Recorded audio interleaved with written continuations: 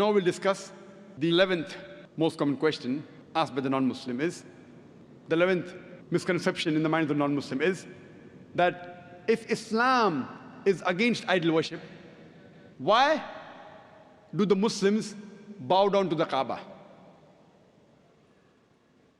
The reply to the allegation is, no Muslim ever worshipped the Kabbah. Kabbah is the Qibla, is the direction. It's mentioned in the Quran in Surah Baqarah, chapter number 2, verse number 144, that wherever you are, bow in the direction of the Kabbah. The Kabbah is the Qibla. For example, if the Muslim want to offer salah here, some will say let's face north, some will say south, some will say east, some will say west. So for congregation, for unity, all the Muslims face towards one direction, that is the Kabbah. So Kabbah is our Qibla.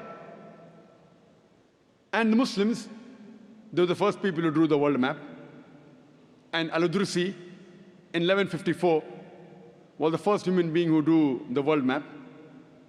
And when the Muslim drew the world map, they had the South Pole on top, North Pole down, and Kabbah in the center. Later on, the Western cartographers came and they turned the map upside down. North Pole top, South Pole down, yet Alhamdulillah the Kabbah is in the center. So whichever part of the world you're in, if you're in the north, you face towards the south. If you're in the south, you face towards the north. If you're in the east, you face towards the west. If you're in the west, you face towards the east. Kabbah is the center. Now when we Muslims go to Makkah, and during Umrah, or Hajj, or while doing Tawaf, we circumambulate around the Kabbah. Now why do the Muslims circumambulate around the Kabbah? Because it's the commandment of Allah and our Rasul, we do it.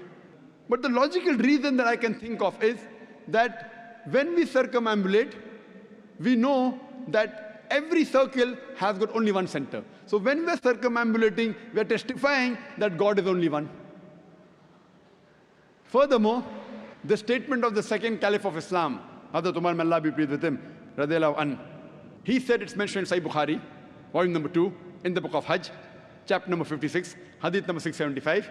Hazrat Umar, may Allah be pleased with him, said, pointing at the black stone, Hajar Aswad, this black stone can neither benefit me, can neither cause me any harm.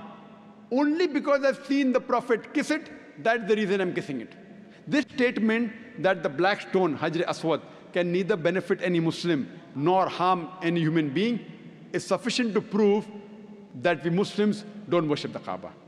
And furthermore, during the time of the Prophet, there were many Sahabas who stood on the Kabbah and they gave the azan.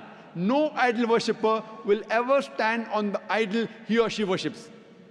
This is sufficient proof to show that we Muslims, we don't worship the Kabbah is only the Qibla.